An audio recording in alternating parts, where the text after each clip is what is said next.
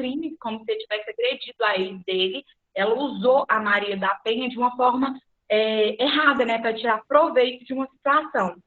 E o que acontece? Isso só porque ele estava comigo e ela ficou com raiva ao saber que eu estava grávida.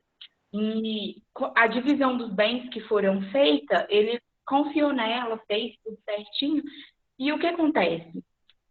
Ela falou que não recebeu. Ele tem testemunhas, ele tem testemunhas e também tem provas documentais, onde não foram analisadas todas as provas. E eu tava ficando preocupada porque eu tenho a questão do meu filho que tá aí para nascer, precisa das coisinhas dele, né? E isso tava me gerando muita ansiedade. Tipo, eu acordar à noite, às vezes ver meu marido que é tipo, super tranquilo, o mundo pode estar desabando e ele, tipo, tá super tranquilo. A primeira vez que eu vi ele, tipo assim, não querer comer, ele não queria comer. E ele já é sequinho, ele é grossura do meu dedo. Uhum. E ele não queria comer. E isso já me gerava minha preocupação já com a minha família, com o meu bebê. Eu tava ficando louca por conta disso. Aí eu coloquei na cabeça o seguinte: eu não vou preocupar com isso agora, porque primeiro eu vou confiar na justiça divina. E segundo, se existe a possibilidade de recorrer na justiça, é porque, né, a lei já sabe que pode acontecer erros onde o juiz age com parcialidade. Então, agora eu estou tentando ficar mais calma, tranquila diante disso.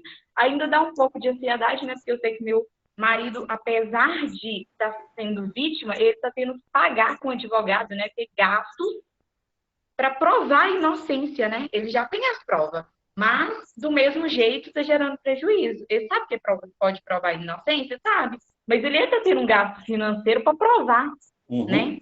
Normal. Enquanto a gente vê outra pessoa que aconteceu, que está agindo de má fé, né? Usando a lei ainda para agir de má fé, tirando proveito de uma situação. Aí eu coloquei na minha cabeça, primeiro eu vou confiar na justiça divina, porque eu acredito que o que a pessoa faz, uma hora vai pagar. Segundo, eu estou não concentrando nisso, a ansiedade nisso, eu estou tentando colocar na minha cabeça assim, que vai ter mais 3 desembargadores para analisar o caso e vai ver as provas que não foi analisadas. Aí isso está me deixando mais calma, porque eu estava passando a carroça na frente do boi. Ai, mas se isso acontecer, mas se aquilo acontecer. E aquilo estava me deixando louca. E agora, pensando assim, e não contando também, né, minhas paranoias para o meu marido, pensando, mas se acontecer isso, aquilo, eu tô vendo que ele tá ficando mais calmo. E agora eu tô tentando ficar mais tranquila. E eu até queria pedir vocês, para depois, se vocês puderem também passar o número dessa advogada para nós, ficaria grata. Sem problema. Eliane, olha, é o que a gente falou ali com o Christian e com a Caitlin, tá? Existem coisas que a gente não consegue fazer agora, tá? Existem coisas que a gente não consegue resolver nesse momento, nesse instante. Então, você pega todo esse caso que você falou, a questão do seu marido, que foi injustiçado, tá? O que pode ser feito? Vocês já estão fazendo, né? Ah, vai ter um gasto com advogado? Sim, vai ter um gasto com advogado. Eu vou contar um caso que aconteceu comigo, tá? Isso aconteceu comigo. Eu estava casado, olha só, eu estava casado com uma pessoa bem mais nova que eu. E aí, Isso quer dizer que eu sou velha. bem mais nova que eu, quer dizer que ela 12 anos mais nova que eu. Quer dizer que eu sou velho, porque eu não casei com uma criança. Zoou, Val, deixa não. É isso aí. Entendeu?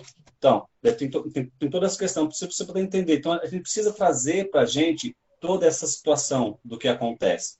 Porque algo externo que acontece lá fora impacta a gente aqui dentro.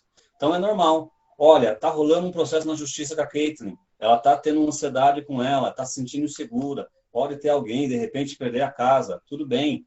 Isso, como tudo acontece com a nossa forma, a Tânia falou assim, ó, esse assunto é jurídico, não emocional. Tânia, na verdade, é emocional. Apesar de ter um vínculo jurídico, a ação jurídica é uma segunda perna dentro desse assunto. Porque o que acontece lá fora interfere dentro da nossa vida. Entende?